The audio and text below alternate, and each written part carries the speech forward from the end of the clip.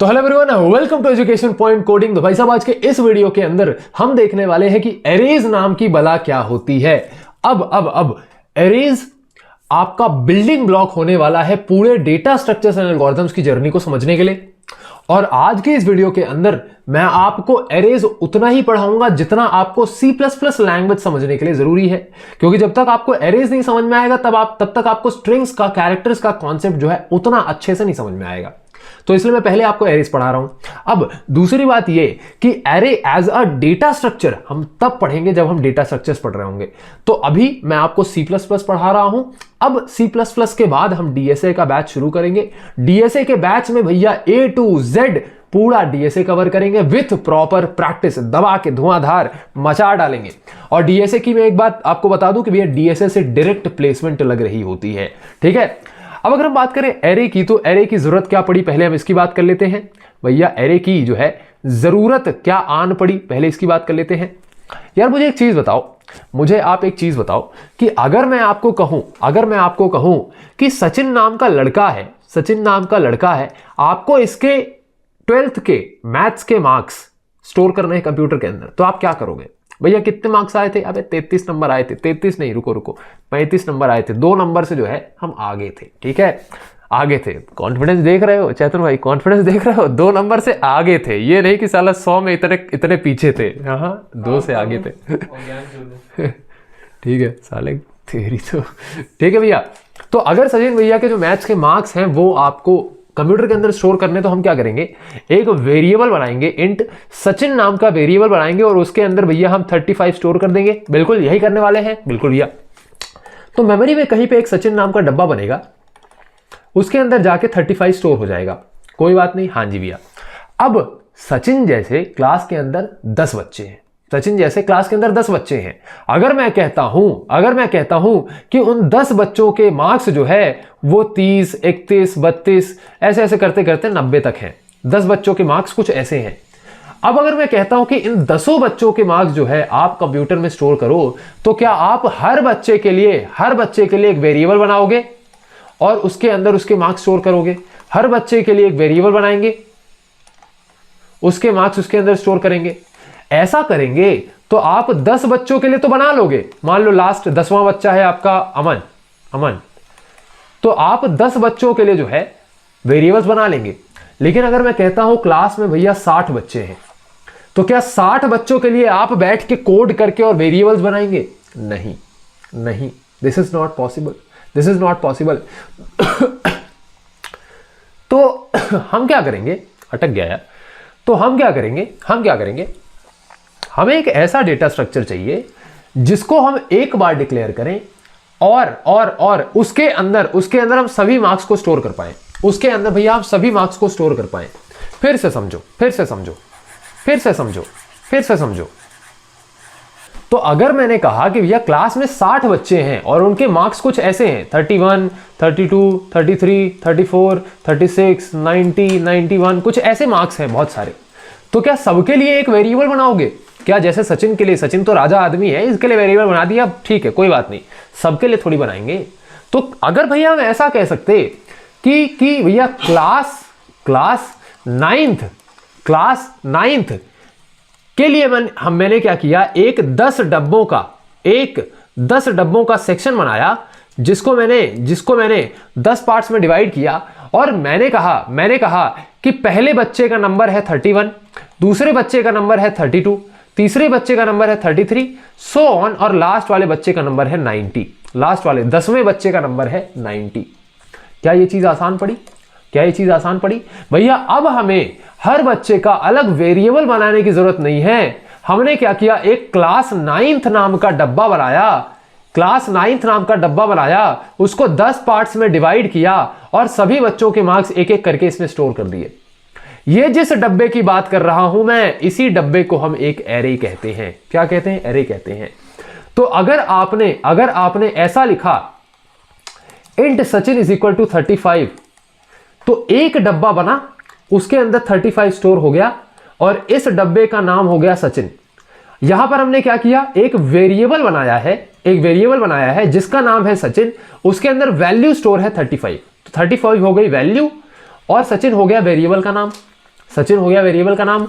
लेकिन लेकिन लेकिन लेकिन लेकिन लेकिन अगर मुझे क्लास 9th नाम का या क्लास 11th नाम का एक डब्बा बनाना है जिसमें मैंने 10 सेक्शंस कर दिए हैं और हर सेक्शन में मैंने मार्क्स स्टोर किए हैं, तब उसे जो हम बोलेंगे वो हम कहेंगे एरे। ये एक नॉर्मल वेरिएबल है जहां सिर्फ एक वैल्यू है, ये एक एरे है जिसके अंदर मल्टीपल वैल्यूज हैं। तो क्या हम कह सकते हैं कि जो नॉर्मल वेरिएबल होता है वो एक सिंगल वैल्यू को कैरी करता है, और जो आपकी एक एरे है वो मल्टीपल वैल्यूज को कैरी करती है। तो एक बच्चे का मार्क्स स्टोर करना है तो वेरिएबल यूज कर लो, पूरी क्लास का मार्क्स स्टोर करना है तो एरे यूज कर लो। अब ये एरे दिखती कैसी है, थोड़ा उसके बारे में चर्चा करें। भैया यहां तक हमें यह चीज तो समझ में आ चुकी है कि एरे की जरूरत क्या है, ठीक है, एरे की जरूरत तो हमें समझ में आ चुकी है, लेकिन अब ये एरे दिखती कैसी है उस पर बात करते हैं। एक नॉर्मल वेरिएबल बनाने के लिए आप सिंपली क्या करते थे, int Sachin is equal to 35, ठीक है, ऐसे कर दिया। लेकिन एक एरे बनाने के लिए आप सिंपली पता है क्या लिखेंगे, आप सिंपली ये लिखेंगे कि इंट क्लास 9 और उस पूरे एक डब्बे को, जैसे क्लास 9 वाला जो नाम का डब्बा है, इस पूरे डब्बे को अगर आपको 10 पार्ट्स में डिवाइड करना है तो इस बिग ब्रैकेट के अंदर आप 10 लिख देंगे, इस बिग ब्रैकेट के अंदर आप 10 लिख देंगे, और इज इक्वल टू करके जैसे यहां पर आपने सचिन के अंदर वैल्यू डाली है ना, वैसे इन 10 सेक्शंस में वैल्यू डालने के लिए आप एक कर्ली ब्रैकेट का इस्तेमाल करेंगे, और यहां पर 31 32 33 ऐसे ऐसे कर करके 90 टोटल 10 वैल्यूज जो है आप लिख देंगे, तो इस एरे के अंदर जिसका नाम है क्लास 9th, सॉरी, एक तो क्लास के नाम पे बहुत परेशान भी है, क्लास 9, इसके अंदर ये सभी वैल्यूज आकर के स्टोर हो जाएंगी। क्या समझ में आया कि एक नॉर्मल वेरिएबल एक डब्बा होता है जिसके अंदर सिंगल वैल्यू होती है। एक एरे को हम मल्टीपल डब्बों में डिवाइड कर सकते हैं, उसके मल्टीपल सेक्शंस बना सकते हैं। एक ही वेरिएबल के मल्टीपल सेक्शंस बना दिए और इसमें मल्टीपल वैल्यू स्टोर कर दी, इसे हम कहते हैं एक एरे ऑफ एलिमेंट्स। अब एरे की कुछ खास बातें हैं वो समझते हैं। तो भैया अगर मुझे क्लास 9th की एरे बनानी थी तो मैंने क्या किया, यहां पर इंट लिखा। अब मैं बताता हूं ये इंट वगैरह क्या है, सारी चीजें बताऊंगा। और फिर मैंने यहां लिखा क्लास 9 और स्क्वायर ब्रैकेट के अंदर मैंने भैया इस क्लास 9 वेरिएबल को कितने सेक्शंस में डिवाइड करना है वो लिखा। अब मान लो अभी के लिए क्या है, स्कूल थोड़ा कम चल रहा है तो यहां पर 4 ही बच्चे हैं, ठीक है। इज इक्वल करके यहां पर इज इक्वल टू क्या होता है, असाइनमेंट ऑपरेटर होता है। इधर साइड जो भी मैं वैल्यूज लिखूंगा वो जाके इसके अंदर स्टोर हो जाएंगी, ठीक है भैया। तो यहां पर क्योंकि हमने उस डब्बे को 4 सेक्शंस में डिवाइड किया है तो यहां पर हम 4 वैल्यूज लिख दें तो भैया 4 बच्चों के मार्क्स जो है हम कॉमा से सेपरेट करके ऐसे करके लिख देंगे।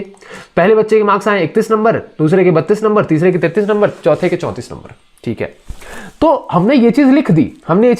अब ये मेमोरी के अंदर कैसा दिख रहा है, मेमोरी के अंदर भैया कुछ ऐसा दिख रहा है, कैसा दिख रहा है भैया, ऐसा दिख रहा है, कैसा दिख रहा है, ऐसा। एक क्लास 9th नाम का डब्बा बना जिसको हमने 4 सेक्शंस में डिवाइड कर दिया, हर सेक्शन में एक बच्चे का नाम लिखा है, इसी पूरे डब्बे को हम कहते हैं एक एरे। क्या कहते हैं बेटा, एक एरे कह रहे होते हैं। क्या समझ में आया कि अगर आपको एक सिंगल वैल्यू स्टोर करनी हो तो आप नॉर्मल वेरिएबल यूज करेंगे, अगर आपको मल्टीपल वैल्यू स्टोर करनी हो तो आप एक एरे यूज करेंगे। अब एरे की कुछ खासियत है, क्या भैया हम एक ऐसी एरे बना सकते हैं जिसके अंदर कुछ हमने मार्क्स स्टोर कर दिए और कुछ हमने कैरेक्टर से स्टोर कर दिए, नहीं, आप ऐसी एरे नहीं बना सकते। या भैया ऐसी एरे बना सकते हैं जिसके अंदर कुछ बच्चों के मार्क्स हमने सीधे लिख दिए, कुछ बच्चों के मार्क्स हमने पॉइंट में लिखे, नहीं भैया, ये एरे भी नहीं बन सकती। कहने का मतलब क्या है, एक एरे के अंदर आप सिर्फ और सिर्फ एक सिंगल डेटा टाइप की वैल्यूज ही रख सकते हैं। कहने का मतलब क्या है, एक एरे के अंदर आप इंटीजर और फ्लोट दोनों डेटा टाइप की वैल्यूज एक साथ नहीं रख सकते। आपको फ्लोट के लिए अलग एरे बनानी पड़ेगी और इंटीजर वैल्यूज के लिए अलग एरे बनानी पड़ेगी। तो कहने का मतलब क्या है कि अगर क्लास में कुछ बच्चों के मार्क्स पॉइंट में आए हैं तो उनके लिए अलग एरे बनेगी, और जिन बच्चों के मार्क्स सीधे सीधे आए हैं उनके लिए भैया इंटीजर एरे बनेगी। तो जब हम एरे को बनाते हैं तो एरे कैसे बनती है? एरे कैसे बनती है? यहां सबसे पहले हम लिखते हैं उसका डेटा टाइप। सबसे पहले बेटा हम लिखते हैं उसका डेटा टाइप। क्यों? मैंने कहा एरे के अंदर जितने भी एलिमेंट्स होंगे, 1 2 3 4, यहां 4 एलिमेंट्स हैं, चारों के चारों सेम डेटा टाइप के एलिमेंट्स होंगे, सेम डेटा टाइप के एलिमेंट्स होंगे, सेम डेटा टाइप के एलिमेंट्स होंगे। ठीक है, तो सबसे पहले आपको वो डेटा टाइप डिफाइन करना होता है कि इस एरे के अंदर किस डेटा टाइप के एलिमेंट्स में रखने वाला हूं, वो डेटा टाइप आप बताओगे। ठीक है, दूसरी चीज, अब हम लिखते हैं एरे का नाम। एरे का नाम, तो यहां पर क्लास 9 क्या है भैया? ये एरे का नाम है। आपका इंटीजर क्या है? डेटा टाइप है। ठीक है, ठीक है, ठीक है। अब एरे की एक और प्रॉपर्टी है। जब आप एरे बनाते हैं तो आपको एक फिक्स्ड साइज बताना होता है। ये सभी चीजें मैं लिखवा दूंगा, अभी नोट्स वोट्स कुछ नहीं बनाना है, सिर्फ समझो। जब आप एरे बनाते हैं तो आपको बताना होता है कि इस एरे नाम के डब्बे के अंदर आप कितने सेक्शंस रखना चाहते हो, कितने सेक्शंस रखना चाहते हो। तो अगर आपके पास 60 बच्चे हैं तो यहां पर आप लिखेंगे 60 स्टूडेंट्स, 60 सेक्शंस। अगर आपके पास 60 बच्चे हैं तो आप कहेंगे क्लास 9 नाम के डब्बे को आप 60 सेक्शंस में डिवाइड कर दीजिए। तो भैया एरे का नाम लिखने के बाद आता है उसका साइज। तो यहां पर हम उसका साइज बताएंगे कि एरे का साइज कितना हम रखना चाह रहे हैं, और इक्वल साइन लगा के करली ब्रैकेट्स के अंदर यहां हम वैल्यूज लिख देंगे। तो value 1, value 2, value 3 all the way till value n। ठीक है, वैल्यू n। मेरी बात समझ में आई? तो ये होता है भैया एरे का सिंटेक्स। ये होता है भैया एरे का सिंटेक्स। अभी जो सिंटेक्स है मैं बहुत अच्छे तरीके से आपको लिखवाऊंगा, अभी के लिए सिर्फ आप इसको समझो। ठीक है, तो अभी तक एरे की हमें क्या प्रॉपर्टी समझ में आई? अभी तक आपको एरे की क्या प्रॉपर्टी समझ में आई? भैया सबसे पहली प्रॉपर्टी यह समझ में आई कि एरे के पास मल्टीपल वैल्यूज आप स्टोर कर सकते हो, दूसरी प्रॉपर्टी यह समझ में आई कि एरे का फिक्स्ड साइज होता है जो एरे बनाते समय हमें बताना होता है। ठीक है भैया, ठीक है। तीसरी चीज हमें क्या समझ में आई कि एरे के अंदर जितने भी एलिमेंट्स होंगे वो सेम डेटा टाइप के होंगे, सेम डेटा टाइप के होंगे। ठीक है, तो इन तीनों चीजों को यूज करके हमारी एक एरे बनती है। अब देखते हैं कि एक्चुअली एरे मेमोरी के अंदर दिखती कैसी है। ठीक है, एक्चुअली एरे मेमोरी के अंदर दिखती कैसी है। तो मान लो मैंने एक 4 डब्बों की एरे बनाई। मान लो, अबे यहां पे एक बॉक्स ले लेते हैं। ठीक है, बॉक्स ले लेते हैं। यहां पे था एक ऐसा, नहीं ये रहा, देखो। तो यहां एक बॉक्स बनाते हैं बढ़िया सा। तो यहां पर बेटा मैंने एक 4 डब्बों की एरे बना दी जिसका नाम क्या है? क्लास 9, और इसका साइज हमने कितना दिया? 4। ठीक है, अब इसके अंदर जो हमने डेटा टाइप लिखना है वो रखना है भैया इंटीजर डेटा टाइप। तो इस पूरी एरे के अंदर जिसके अंदर 4 सेक्शंस हैं उसका डेटा टाइप क्या होगा? इंटीजर। तो इसके अंदर लेट अस सपोज हमने 31 रख दिया, 32 रख दिया, 33 रख दिया, 34 रख दिया। ठीक है, क्या हम कह सकते हैं कि array is a collection of elements? क्या हम कह सकते हैं array is a collection of elements? ये सभी नोट्स मैं आपको दूंगा, परेशान मत हो। ठीक है, ठीक है। अब भैया यहां 4 बच्चे तो हैं, लेकिन हमें कैसे पता चलेगा कि राहुल का रोल नंबर क्या है, चैतन्य का रोल नंबर क्या है, सचिन का रोल नंबर क्या है? कैसे पता चलेगा? तो हर एलिमेंट को एक्सेस करने के लिए हमें इंडेक्स लगते हैं। समझो।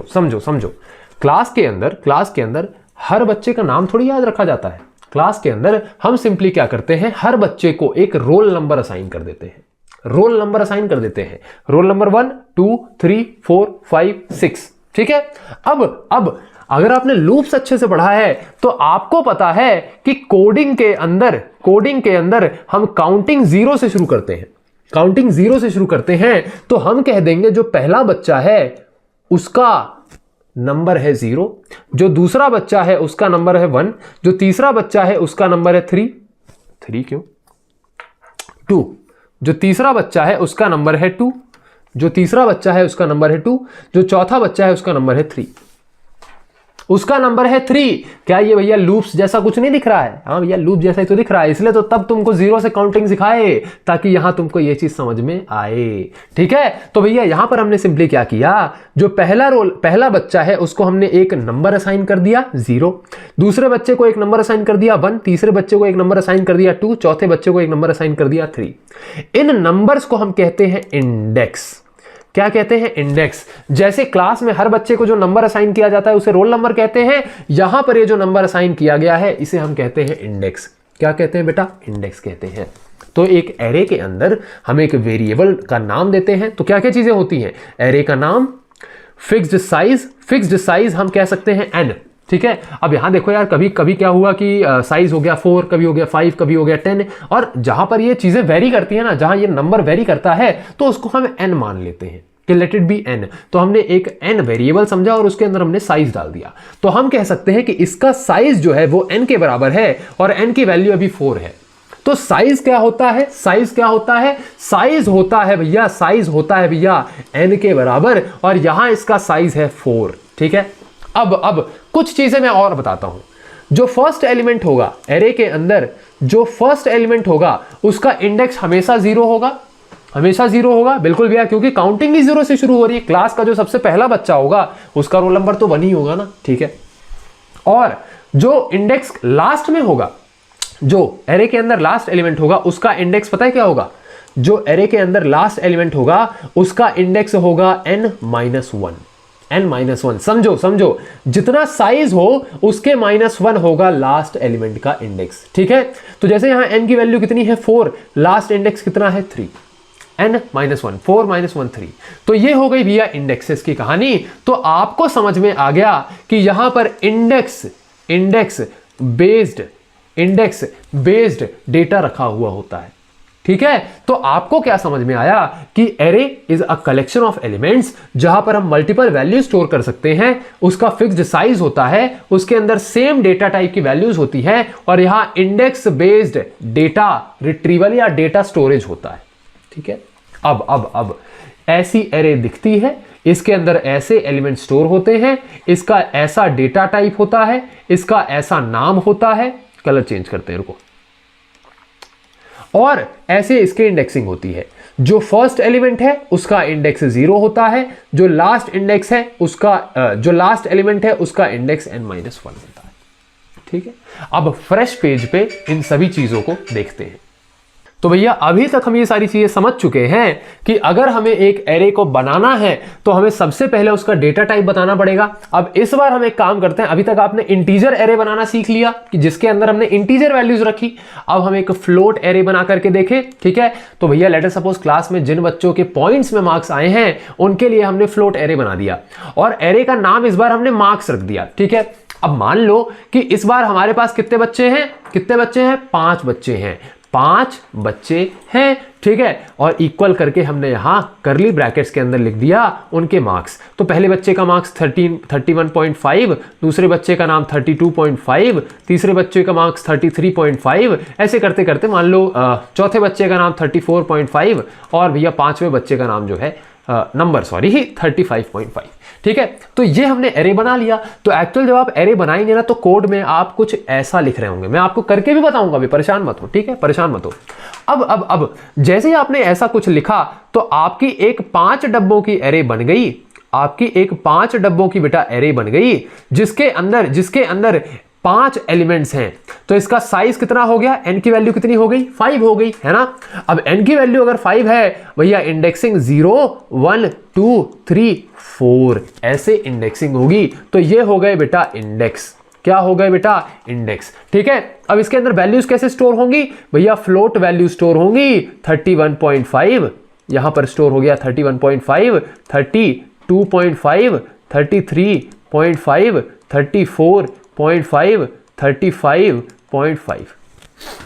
ठीक है, ये चीज भैया ये बन गई हमारी एरे, और इस एरे का नाम क्या है? मार्क्स। बस सीख गए भैया एरे क्या होती है, सीख गए भैया एरे क्या होती है। अब आपके पास एक होमवर्क है, आपके पास एक होमवर्क है, कैरेक्टर एरे बनाओ, कैरेक्टर एरे बनाओ। या एक काम करते हैं, कैरेक्टर एरे भी हम ही बना के देते हैं, कोई दिक्कत थोड़ी है। मान लो मेरी यूनिवर्सिटी में ग्रेडिंग सिस्टम चलता है, मेरी यूनिवर्सिटी में ग्रेडिंग सिस्टम चलता है, तो मैंने एक एरे बनाई ग्रेड नाम की, जिसके अंदर मैंने डेटा टाइप बोल दिया कैरेक्टर और नाम क्या रख दिया ग्रेड, और इसका साइज मैंने बोल दिया 3 कि भैया 3 बच्चों के, मैं, मेरा एक चैतन्य भाई और मेरे पाटिल भैया, 3 लोगों के जो है ग्रेड्स हमें स्टोर करने हैं। तो यहां पर मैंने एक एरे बनाई। अब जब आप कैरेक्टर स्टोर करोगे ना तो यहां पर आपको कोलन्स लगाने पड़ेंगे। तो पहला ग्रेड, दूसरा ग्रेड और ये तीसरा ग्रेड। ठीक है, ठीक है। तो भैया अब इसकी जो एरे बनेगी वो कुछ ऐसी दिखेगी, जिसके अंदर 3 डब्बे होंगे। इसके n की वैल्यू कितनी होगी 3। भैया साइज कितना हो गया 3, यहां पर साइज कितना है 3। इसका नाम क्या हो गया ग्रेड, इस एरे का नाम क्या हो गया ग्रेड, इंडेक्सिंग 0 1 2, और भैया इसके अंदर A B और C, ये 3 कैरेक्टर स्टोर हैं। तो भैया हमने इंटीजर एरे भी बना ली, हमने फ्लोट एरे भी बना ली और हमने कैरेक्टर एरे भी बना ली। क्या इसे हम कोड करके देख लें, क्या इसे हम एक्चुअली कोड में पुट करके देख लें? बिल्कुल भैया।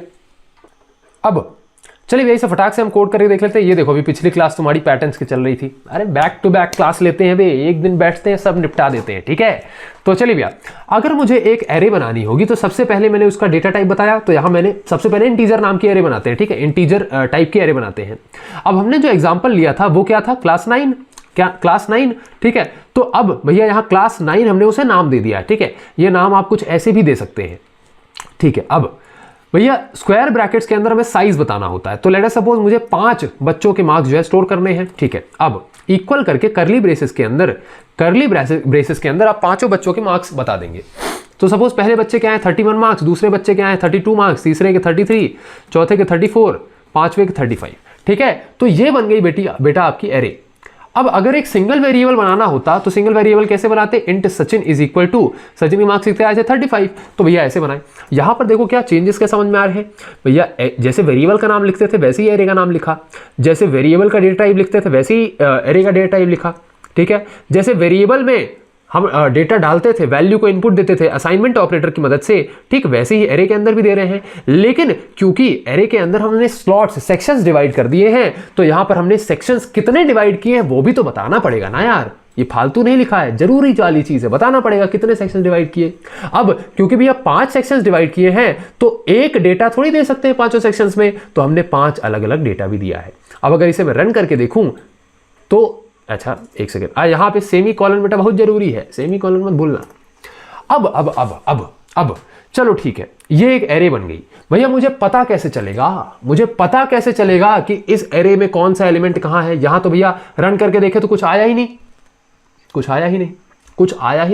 अबे कुछ आता कब है? जब हम उसे प्रिंट कराते हैं। तो क्या अब हम ये समझ लें कि भैया एरे के अंदर के एलिमेंट्स को हम प्रिंट कैसे कराएंगे? तो भैया ये चीज पहले समझ लेते हैं। मान लो मैंने एक इंटीजर क्लास 9 नाम की एरे बनाई जिसका साइज मैंने 3 रखा और उसके अंदर मैंने 31, 32, 33 3 मार्क्स स्टोर करा दिए। तो ये कैसी दिखेगी भैया? कुछ ऐसी दिखेगी। कैसी दिखेगी भैया? कुछ ऐसी दिखेगी जिसके अंदर 3 डब्बे होंगे, इंडेक्स 0 1 2 और इसका साइज कितना है 3। ठीक है, अब इसके अंदर वैल्यूज होंगी 31, 32, 33। अब अगर आपको पता भैया, क्योंकि ये तो मेमोरी के अंदर बना है ना, मेमोरी के अंदर बना है, हमें आउटपुट में दिखाना है कि कौन सा एलिमेंट कहां है। अगर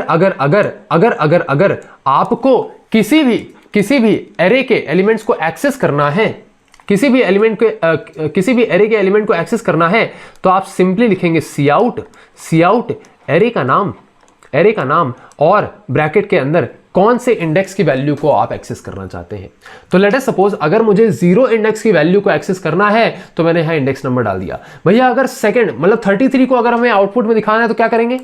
सी आउट करोगे। सी आउट क्या है? प्रिंट करा रहे हैं। ठीक है, सी आउट करोगे, एरे का नाम लिखोगे और इंडेक्स नंबर लिख दोगे। बस इंडेक्स नंबर लिख दोगे। इस चीज को टेस्ट करके देखें चल रहा है कि नहीं चल रहा है।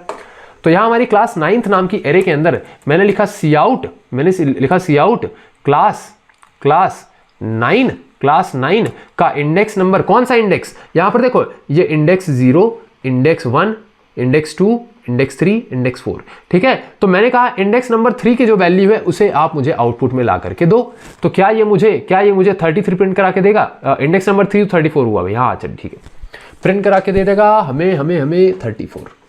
क्या इसने इंडेक्स नंबर 4 पे जो वैल्यू है इसे प्रिंट करा के दे दिया? बिल्कुल भैया। तो कुछ इस तरीके से हर एलिमेंट को हम एक्सेस करते हैं।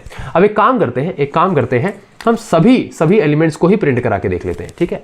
सभी एलिमेंट्स को ही हम प्रिंट करा के देख लेते हैं। तो अभी हम देखेंगे कि एरे के अंदर जितने भी एलिमेंट्स हैं हम सबको बारी बारी प्रिंट करा के देखेंगे। तो इंडेक्स आपका कहां से शुरू हो रहा है? 0, 1, 2, 3, 4। तो भैया लास्ट इंडेक्स कहां होगा? भैया 4 पे होगा, ठीक है। 3, 2, 1। अब भैया आपके सभी एलिमेंट्स जो है एक लाइन में प्रिंट हो जाएंगे। अब देखो ये एक लाइन में प्रिंट हो गए हैं। मैंने कहा अगर आपको नेक्स्ट लाइन में शिफ्ट करना है तो एंडल लगा दो। मैंने कहा अगर नेक्स्ट लाइन में शिफ्ट करना है तो एंडल लगा दो। मैंने कहा अगर एक सेकेंड, ये ऑपरेटर नहीं लगेगा भैया, ये वाला ऑपरेटर लगेगा। तो नेक्स्ट लाइन में आपको शिफ्ट करने के लिए यहां पर एंडल लगाना होगा, ठीक है। चलिए रन करके देखें। क्या हमारे एरे के सभी एलिमेंट्स हमने प्रिंट कर दिए हैं? बिल्कुल। तो कुछ इस तरीके से आप एरे को बनाते हैं, कुछ इस तरीके से आप एरे के सभी एलिमेंट्स को आउटपुट में दिखाते हैं, या हम इसे ऐसा कह सकते हैं कि कुछ इस तरीके से हम एरे के सभी एलिमेंट्स को एक्सेस करते हैं। क्या करते हैं? एक्सेस करते हैं। अब मान लो ये मैंने फ्लोट नाम की एरे बनाई होती, मैंने फ्लोट डेटा टाइप की एरे बनाई होती, और इसके अंदर मैंने कुछ पॉइंट वैल्यूज रखे होते, मैंने कुछ पॉइंट वैल्यूज रखे होते। यहां 0.5 डाल दिया, यहां 0.6 डाल दिया, यहां 0.7 डाल दिया, यहां सपोज 4 डाल दिया। अब इसको रन करके देखें, क्या ये मेरे सभी फ्लोट डेटा टाइप के एरे के एलिमेंट्स हैं? बिल्कुल भैया। कैरेक्टर के लिए करके देख लें, ठीक है भैया, कैरेक्टर के लिए करके देखते हैं। अब कैरेक्टर के लिए जब हम करेंगे तो हमें कैरेक्टर्स को बेसिकली क्या करना होता है? इन्वर्टेड कोलन्स के अंदर डालना होता है। तो यहां पर हमने इन्वर्टेड कोलन डाला, लिखा ए, पहला कैरेक्टर हो गया ए, बी, सी, डी और ई, ठीक है। रन करके देखें, क्या यहां पर ABCD प्रिंट हो गया है? बिल्कुल भैया। तो हमने यहां पर बना के देख ली कैरेक्टर एरे, फ्लोट एरे और इंटीजर एरे। तो बेसिकली यहां पर आपको सिर्फ डेटा टाइप चेंज करना होता है और इसके अंदर की वैल्यूज आप चेंज कर सकते हैं। लेकिन अगर मैं यहां पर डेटा टाइप को फ्लोट लिख दूं और अब रन कराने की कोशिश करूं तो क्या होगा? पूछता है भारत। भैया यहां पर कैरेक्टर की आस्की वैल्यूज प्रिंट हो जाएंगी। क्या होगा? कैरेक्टर की आस्काई वैल्यूज प्रिंट हो जाएंगी। अब आस्काई वैल्यू जिसे नहीं पता है, भैया हमारा जो कंप्यूटर है वो सिर्फ और सिर्फ नंबर्स को समझता है, तो वो ABCD को नहीं समझ रहा है। तो यहां पर कुछ ग्लोबल स्टैंडर्ड्स होते हैं, उन्होंने क्या किया है? कैरेक्टर्स को कुछ नंबर्स असाइन कर दिए हैं। तो जैसे कि यहां पर ए है, ए को एक आस्काई करके फाउंडेशन है कंप्यूटर की, ठीक है, एक आस्काई करके फाउंडेशन है जिसने क्या किया है? हर कैरेक्टर को एक नंबर असाइन कर दिया है, ठीक है, हर कैरेक्टर को एक नंबर असाइन कर दिया है।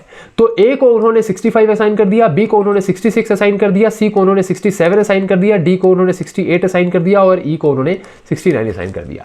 तो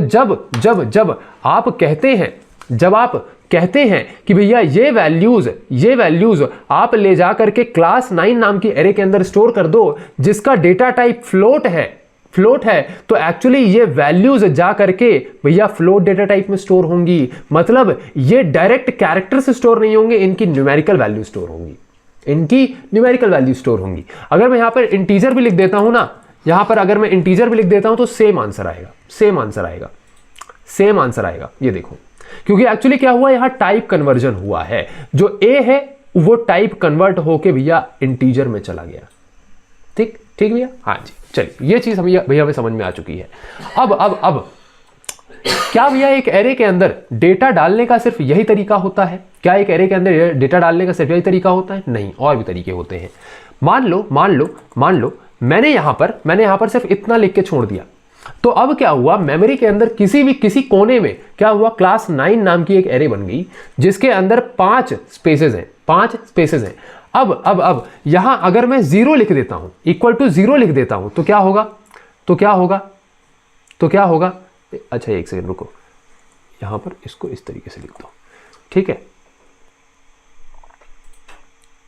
तो क्या होगा भैया, सभी के सभी जितने भी इंडेक्सेस हैं सबके अंदर 0 चला गया, सबके अंदर 0 चला गया। तो आपको अगर एक 0 हर इंडेक्स में डालना है तो आप ये कर सकते हैं। भैया एक और डाउट आ रहा है, अगर यहां पर मैं 100 लिख देता हूं तो क्या सभी इंडेक्सेस में 100 स्टोर हो जाएगा? देख के देखो ना, मैं कुछ नहीं पढ़ाने वाला भैया, खुद आप देखो।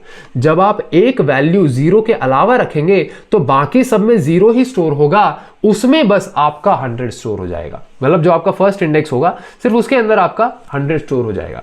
अब अगर यहां पर कॉमा लगा के हम 200 लिख देते हैं तो पहले इंडेक्स में 100 स्टोर हो जाएगा और दूसरे इंडेक्स में 200 स्टोर हो जाएगा। तो बेसिकली यहां पर अगर आपने सिर्फ एक सिंगल वैल्यू दी तो वो ऐसा समझेगा कि आपने फर्स्ट इंडेक्स की वैल्यू दे दी है।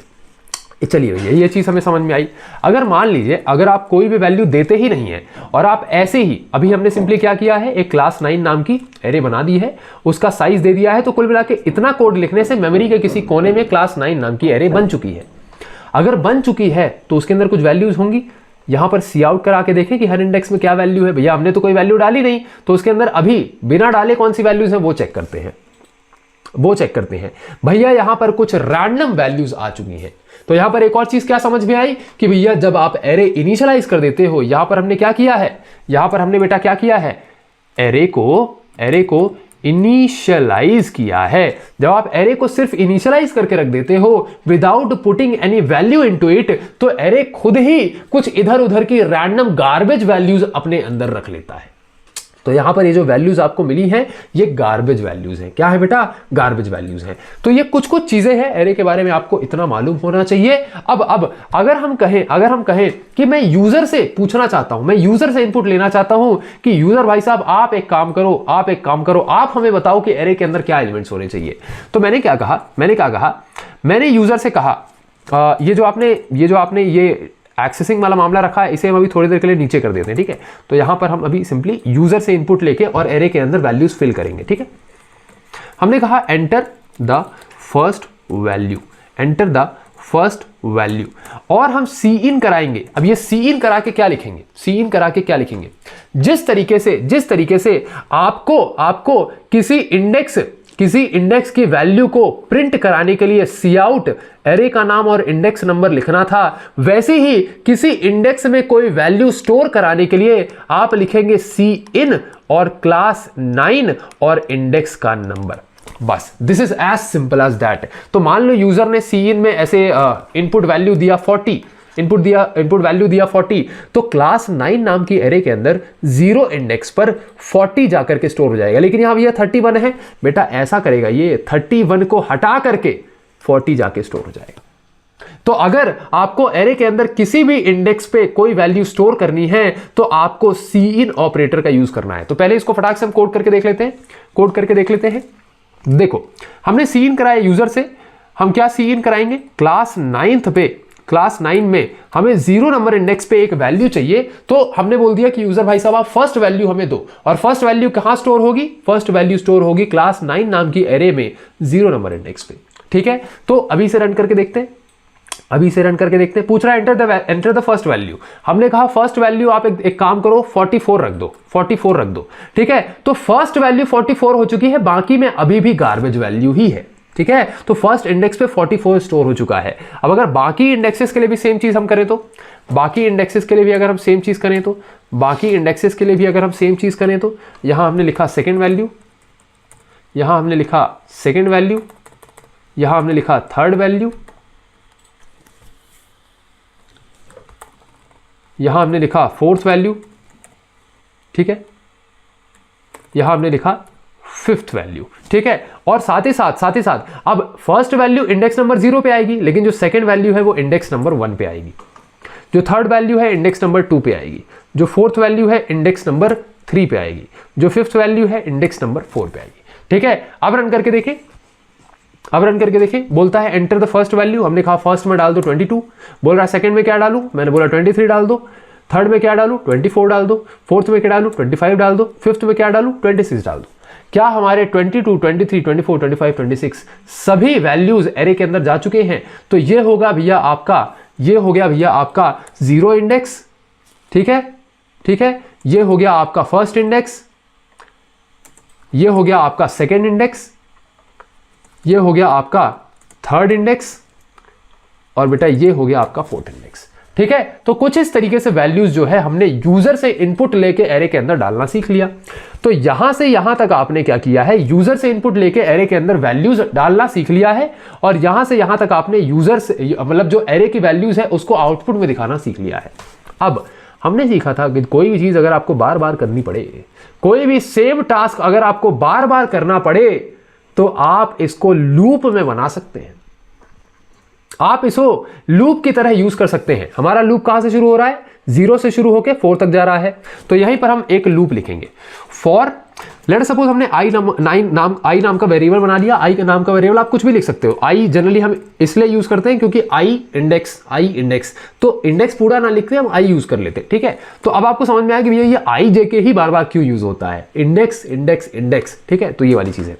तो आई हमारा 0 से शुरू हो रहा है, मतलब जो हमारा फॉर लूप है वो 0 इंडेक्स से शुरू होगा और कहां तक जाएगा, आई लेस देन इक्वल 4 तक जाएगा, लेस देन इक्वल 4 तक जाएगा। ठीक है, और हर बार हम आई को 1 से इंक्रीमेंट कर रहे हैं, आई को हम 1 से इंक्रीमेंट कर रहे हैं। और यहां पर हम सिंपली एक स्टेटमेंट लिखेंगे कि भैया क्लास 9 और ब्रैकेट में हमने लिखा आई, हमने ब्रैकेट में लिखा आई। ठीक है, अब यहां पर देखो कि भैया आई की वैल्यू क्या है, 0 1 2 3 4 चेंज होगी। तो जब लूप शुरू होगा तब आई की वैल्यू 0 होगी, तो प्रिंट हो जाएगा क्लास 9 का 0 इंडेक्स। फिर लूप चलेगा, आई की वैल्यू 1 होगी, फिर प्रिंट हो जाएगा क्लास 9 का 1 इंडेक्स। फिर लूप चलेगा, आई की वैल्यू इंक्रीमेंट होके 2 हो जाएगी, क्लास 9 का 2 इंडेक्स प्रिंट हो जाएगा। ऐसे करते करते 4 इंडेक्स तक प्रिंट होगा। रन करके देखें। एक काम करते, इसको हटाओ। अब इसकी जरूरत नहीं है ना, इसकी जरूरत नहीं, तो इसको हटा दो या इसको कमेंट कर देते हैं। ठीक है, अब हम प्रिंट ही करा रहे हैं, हम वैल्यूज को आउटपुट में दिखा रहे हैं, लेकिन हम लूप का यूज करके दिखाएंगे। तो पूछ रहा है एंटर फर्स्ट वैल्यू, हमने कहा 22 23 24 25 और यहां पे मान लो 12 हो गया। ठीक है, क्या इसने मुझे एरे के सभी एलिमेंट्स प्रिंट करके दे दिए? बिल्कुल, लेकिन इस बार ये सभी प्रिंटिंग हमने लूप का इस्तेमाल करके करी है। ठीक, हाँ जी भैया, चलिए अब भैया यहां पर इनपुट भी तो हम बार बार ले रहे हैं, क्या इनपुट में भी हम सेम चीज कर सकते हैं? कर तो सकते होंगे यार, फॉर लूप लगा के फिर से कर सकते हैं। तो चलो भैया फॉर लूप लगा के हम इनपुट भी लेते हैं। फॉर लूप लगा के, एक सेकेंड, एक काम करें, इसको आप रहन दो, इसको कमेंट कर देते हैं बस, और यहाँ फॉर लूप लगा के हम इनपुट लेंगे। ठीक है, तो हमने एक फॉर लूप लगाया जो कि int i is equal to 0 से शुरू होगा। क्यों भैया, 0 इंडेक्स पे सबसे पहली वैल्यू 0 इंडेक्स पे आएगी, लास्ट वैल्यू आपका जो भी है 4th इंडेक्स 5th इंडेक्स पे आएगी। ठीक है, तो आई कहां तक चलेगा, लेस देन इक्वल 4 तक चलेगा, क्योंकि लास्ट इंडेक्स क्या है 4। ठीक है, आई प्लस यहां सिंपली हम क्या करेंगे, सी इन कराएंगे, लिख देंगे क्लास का नाम और यहां पर हम लिखेंगे इंडेक्स आई। ठीक है, तो कुछ इस तरीके से हम जो है यहां पर वैल्यूज को इनपुट मिलेंगे। रन करके देखें। अब भैया यहां पर सिंपली हमें क्या करना है, अब देखो यहां पर आउटपुट में कुछ क्यों नहीं आएगा, क्योंकि यहां आपने आउटपुट में लिखा ही नहीं है कुछ। तो यहां आउटपुट में आप लिख भी सकते हैं एंटर द वैल्यूज।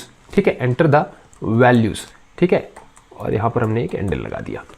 जब इसे दोबारा रन करके देखेंगे तो अभी हमसे पूछेगा एंटर द वैल्यूज। हमने कहा पहली वैल्यू है 22, दूसरी वैल्यू है 23, तीसरी वैल्यू है 24, चौथी वैल्यू है 25 और भैया पांचवी वैल्यू है 26। तो क्या इसने हमें ये पूरी एरे के एलिमेंट्स को आउटपुट में दे दिया? तो हमने सिंपली क्या किया, एक फॉर लूप का इस्तेमाल करके 5 एलिमेंट्स भैया पांचों इंडेक्स में स्टोर कराए हैं।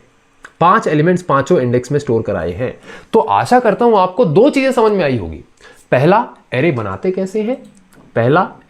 कैसे हैं। ठीक है, तो एरे को आप 2-3 तरीकों से बना सकते हैं। तो 2 तरीके मैंने यहां आपको बता दिए हैं। एक और तरीका होता है कि आप सिंपली यहां पर कोई वैल्यू, कोई साइज ना बताएं, आप सिंपली यहां पर क्या करें, आप यहां पर वैल्यूज लिख दें। तो जैसे मैंने यहां 1 लिख दिया, 2 लिख दिया, 3 लिख दिया, 4 लिख दिया, तो यहां पर वो ऑटोमेटिकली साइज डिटेक्ट कर लेगा, नंबर ऑफ वैल्यूज के बेसिस पर वो साइज डिटेक्ट कर लेगा। ठीक है, तो अगर मैं ये सब हटाऊं, थोड़ा सा इसको कमेंट आउट करूं, क्योंकि ये वैल्यूज तो हमने ऑलरेडी रख दी है ना, तो इसको आप कमेंट आउट कर दो और अब रन करके देखें। अच्छा एक सेकेंड, यहाँ पर हमने इसको 4 तक चलाया ना, इसको हम कहाँ तक चला दें भैया, थर्ड इंडेक्स तक कहाँ नहीं चलेगी, तो यहाँ पर हम थर्ड इंडेक्स तक चलाएंगे। ठीक है, चलिए क्या इसने 1 2 3 4 एलिमेंट्स प्रिंट कर दिया है, तो एरे ने क्या किया होगा, साइज डिटेक्ट किया होगा यहां पर से।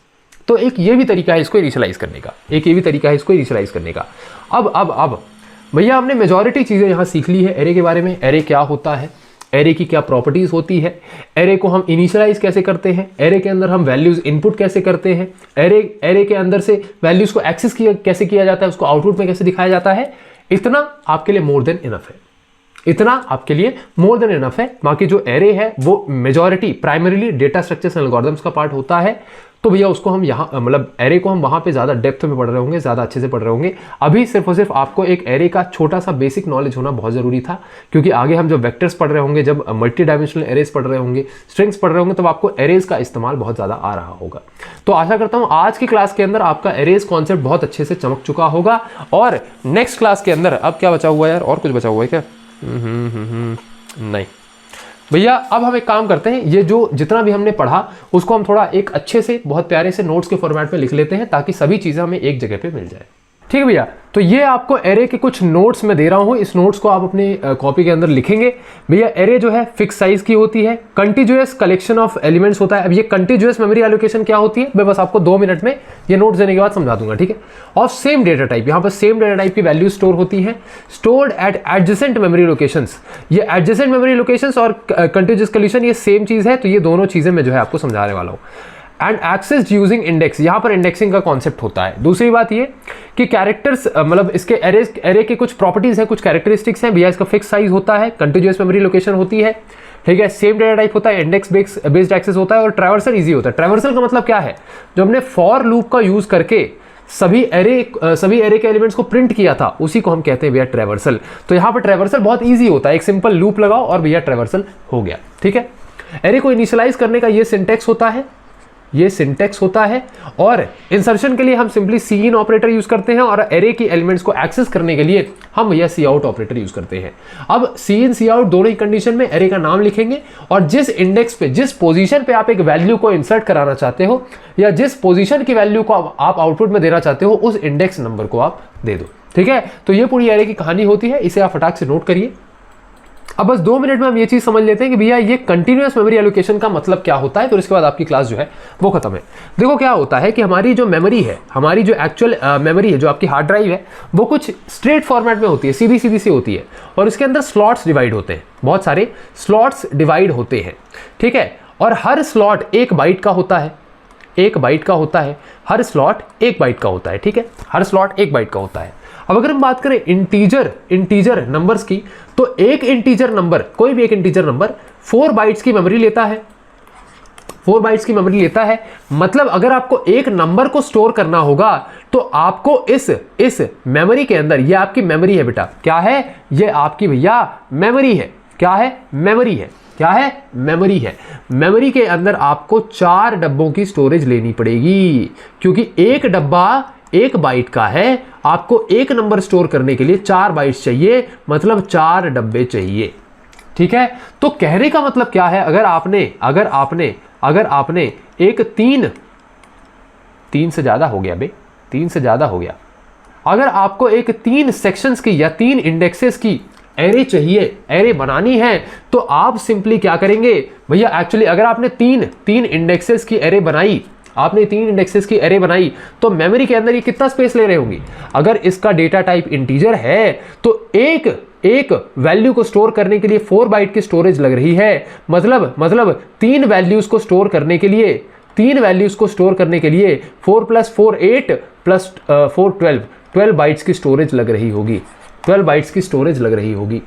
क्या मेरी बात समझ में आई? तो भैया यहां मेमोरी के अंदर ये 12 बाइट्स के डब्बे ले रहा होगा। एक एरे जिसका साइज 3 है, वो एक्चुअली जो आपकी मेमोरी डिस्क है ना, उसके अंदर 12 बाइट्स की स्टोरेज ले रहा होगा। तो ये कॉन्सेप्ट बस दिमाग में एक किसी कोने में रखो, क्या मेमोरी के अंदर ऐसे कुछ हमारी एरे रहती है। अब दूसरी बात ये कि ये 4 बाइट भैया हमें एड्रेस के फॉर्म में मिलते हैं। मतलब समझो, मेमोरी के अंदर हर डब्बे का हर डब्बे का कुछ एड्रेस होता है। लेट अस सपोज इस वाले डब्बे का एड्रेस है 100, इस वाले डब्बे का एड्रेस है 101, इस डब्बे का एड्रेस है 102, इस डब्बे का एड्रेस है 103, इस डब्बे का एड्रेस है 104, इस डब्बे का एड्रेस है 105, इस डब्बे का एड्रेस है 106 and so on and so fourth. तो अगर हम कहते हैं कि एरे का एक डब्बा, देखो समझना मेमोरी जो आपकी है, जो डिस्क है जो आपके लैपटॉप के अंदर होती है, उसका एक डब्बा 1 बाइट का होता है और आपकी एरे का एक डब्बा डेटा टाइप के बेसिस पर डिसाइड होता है।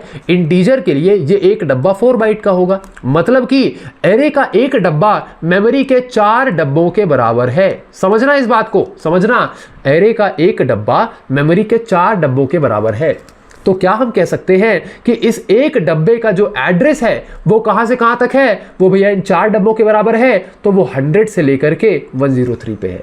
तो क्या हम ये कह सकते हैं कि एरे का जो पहला डब्बा है उसका एड्रेस है 100, और क्योंकि वो 103 तक की साइज ले रहा है, 100 से लेकर के 103 तक की साइज ले रहा है, तो ये जो अगला डब्बा है ये 104 से शुरू होगा, 104 से शुरू होगा। तो कहने का मतलब क्या है कि जो आपकी डिस्क मेमोरी होती है ना, उसके अंदर 4 बाइट्स की स्टोरेज एरे के एक डब्बे ने ली, उसी के जस्ट आगे वाली 4 बाइट की स्टोरेज दूसरे डब्बे ने ली।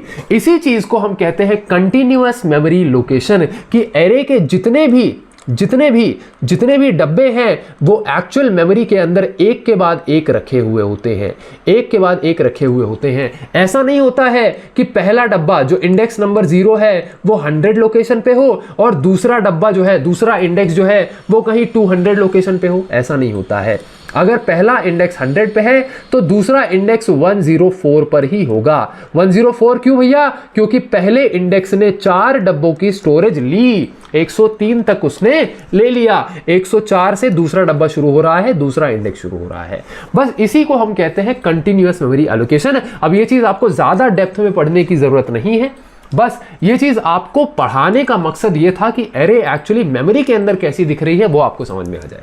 ठीक है, तो हमें क्या समझ में आया कि अगर इंटीजर टाइप की एरे है तो वो 4 बाइट की स्टोरेज लेती है, और 4 बाइट की स्टोरेज का मतलब क्या है कि एक्चुअल जो डिस्क है उसके अंदर 4 डब्बे ऑक्यूपाई हो जाएंगे। तो हम कह सकते हैं वन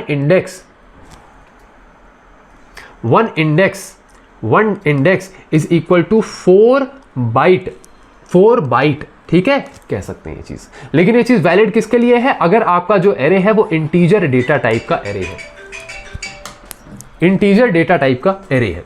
तो भैया ये मेमोरी एलोकेशन वाला हिसाब किताब है। बस यहाँ पे आपको एक चीज समझने की जरूरत है कि भैया जो एरे है वो कंटिन्यूअस मेमोरी एलोकेशंस पे रखी होती है, कंटिन्यूअस मेमोरी लोकेशंस पे रखी होती है। ठीक है, तो यहाँ पर जो मैंने आपको एक चीज बताई थी, कहाँ गया, ये रहा। यहाँ पर जो मैंने आपको एक चीज बताई थी कि भैया ये कंटिन्यूअस कलेक्शन ऑफ एलिमेंट्स है। इसका मतलब क्या है? कंटिन्यूअस कलेक्शन ऑफ एलिमेंट्स का मतलब ये है कि यहां पर एलिमेंट्स जो हैं वो एक के बाद एक रखे हुए हैं। एक के बाद एक रखे हुए का मतलब क्या है? पहला एलिमेंट 100 एड्रेस पे है, दूसरा एलिमेंट 104 एड्रेस पे होगा, तीसरा एलिमेंट 108 एड्रेस पे होगा। कंटिन्यूअस लोकेशंस पे रखे हुए हैं। यहाँ पर मेमोरी लोकेशंस है ना, कंटिन्यूअस मेमोरी लोकेशन। इसको एडजेसेंट का मतलब क्या होता है? अगल बगल। तो ये दोनों अगल बगल ही तो हैं, तो अगल बगल मेमोरी लोकेशन में ये आपका घर, ये आपके दोस्त का घर, तो आजू बाजू, आस पड़ोस। ठीक है, तो ये एडजेसेंट मेमोरी लोकेशंस पे इसके इंडेक्सेस रखे हुए होते हैं। बस एरे का आपको इतना कॉन्सेप्ट समझना जरूरी है, इतना कॉन्सेप्ट आपको सीखना जरूरी है। जितनी भी चीजें मैंने समझाई उसके नोट्स अच्छे से बना लेना, रफ में नोट्स बनाओ, कोई दिक्कत नहीं। कोडिंग में हम एक्चुअल वो कहते हैं ना, इन यूनिवर्सिटी एग्जाम जैसे नोट्स नहीं बनाते, हम रफ नोट्स बनाते हैं। ठीक है, जो आपको समझ में आया उसको नोट्स के अंदर लिखना। ठीक है, चलिए मिलते हैं आपके नेक्स्ट लेक्चर के अंदर। तब तक के लिए चीजों को रिवाइज करिए, नोट्स अच्छे से बनाइए, अपना ध्यान रखिए, और नेक्स्ट लेक्चर के अंदर हम देखेंगे मल्टी डायमेंशनल एरे।